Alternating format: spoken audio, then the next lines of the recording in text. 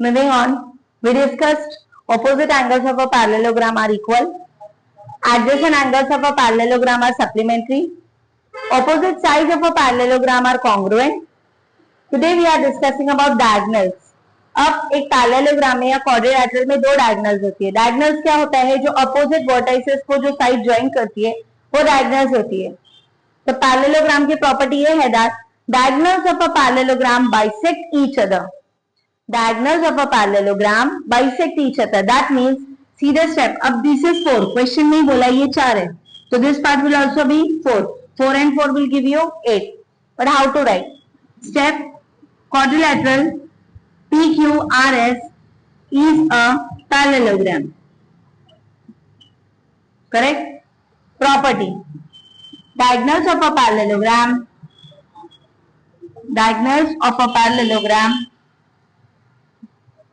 bisect each other. Done. Now how to write? OP के सामने वाला OR. OP is equal to OR. Bisect का मतलब दो टुकड़े इक्वल पार्ट्स में is equal to half of PR. PR का half. Do we know OP? Yes, that is 4. OP is equal to OR is equal to 4, right? Can I write OP is half of PR? Correct? OP कितना? 4. half PR कितना? पता नहीं. 4 divide है, यहाँ पर आके multiply. PR is equal to 4 into 2. PR is equal to 8 centimetre.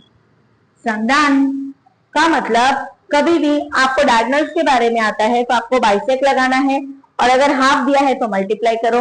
और अगर मान लो फॉर अ मोमेंट इस सम को अगर मैं ऐड करूं एंड मैं लिखती हूँ कि आपको अगर क्वेश्चन में आया है केस बी, क्वेश्चन में आया है कि PR इज 10 सेंटीमीटर. सॉल्व में छोटा सा कर देती हूँ. अगर PR 10 होता, सेम ऐसे लिखते diagonals of a parallelogram bisect each other. OP is equal to OR is equal to half of PR. Correct? OR पता नहीं, हाफ ऑफ 10 centimeter, 1 जा 5 जा, OR is equal to 5 centimeter. Fine. So in this way you can solve of diagonals. Thank you everyone.